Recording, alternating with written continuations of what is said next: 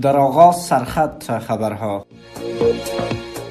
عبدالحفیظ منصور عضو ارشد جبهه مقاومت ملی میگوید که قصه افشار از سوی کسانی که به دنبال پناهندگی سیاسی هستند بزرگ نمایی می شود.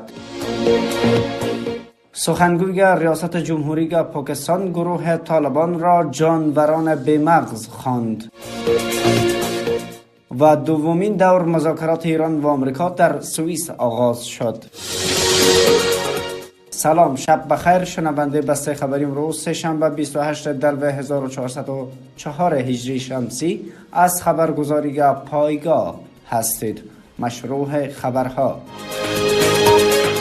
عبدالحفیظ منصور عضو مجلس نمایندگان در حکومت پیشین و عضو ارشد جبهه مقاومت ملی در سخنان تازه‌اش در مورد مسئله افشار گفته که این قصه از سوی کسانی که به دنبال پناهندگی سیاسی در کشورهای اروپایی و آمریکایی هستند بزرگ نمایی می شود. آقای منصور با اشاره به ادعای افرادی که میگویند در افشار قتل عام صورت گرفته گفته که دولت اسلامی هیچ نیروی نظامی برای جنگ در افشار نفرستاده و مقاومتی نیز علیه دولت اسلامی در این منطقه صورت نگرفته است.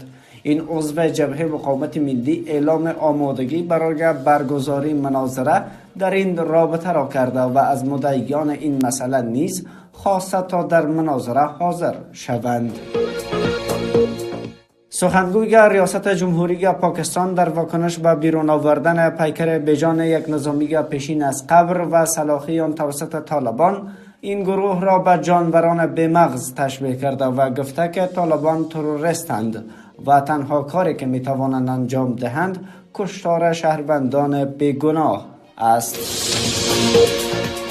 سخنگوی وزارت خارجه جمهوری اسلامی ایران اعلام کرده که دور دوم مذاکرات این کشور با آمریکا پس از ظهر دوشنبه آغاز شده است و تا عصر امروز ادامه خواهد داشت. این دور مذاکرات در سوئیس برگزار شده و مباحث میان دو طرف از طریق عمان منتقل می شود. این بود مهمترین های روز از پایگاه. تا روز بعد بدرود.